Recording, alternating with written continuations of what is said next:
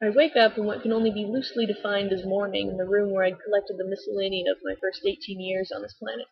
I brush my teeth at what was originally my sink, although since my sister left for college when I was 13, I use whichever sink I'm drawn to on that particular day. The assignments are now moot, seeing as neither of us are permanent residents of this house, but still, old habits die hard. This place is still home, with its glacially slow hot water and its cracked spackle, but nowadays it's just home in the nostalgic sense. I'm no longer the kid that needed a stool to reach the cutting board. The stone that I used to believe was a formidable pride rock now seems shrunken beneath my adult-sized feet. In some ways, I still carry that girl with me. My slightly destructive curiosity, evidenced by a comparative experiment on the application of nail polish to materials other than nails, or the periodic excavation of a goldfish buried in a matchbox in our modest pet cemetery, is still present, but rather harnessed to more productive exploits. I've kept my imagination. I still see the flowers on the kitchen tiles smile at me when I look hard enough. I learn to appreciate the little things here, as well as how to marvel at the things that grow beyond comprehension. As I grew and my universe expanded, I learned what happens when your universe collides with others. My lunchtime haunts all through my schooling shared certain qualities.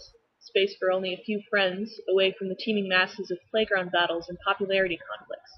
However, I was not immune to the pull of typical experiences. Here I had my first crush. Here I asked a boy to a dance and was rejected. Here I asked a boy to a dance and was accepted. Here I was asked to a dance. I accepted with a high five.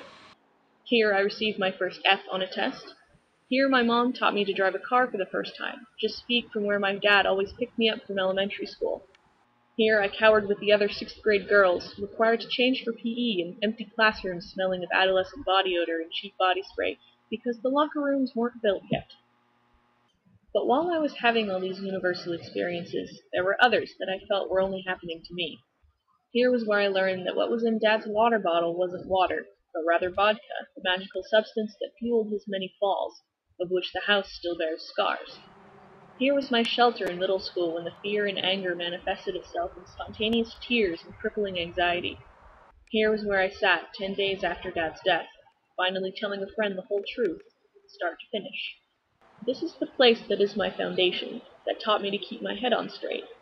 I may have outgrown much of what it has to offer, but it still maintains a singular charm that I've been unable to find elsewhere. I found beauty there that I only truly noticed once I had a camera in hand.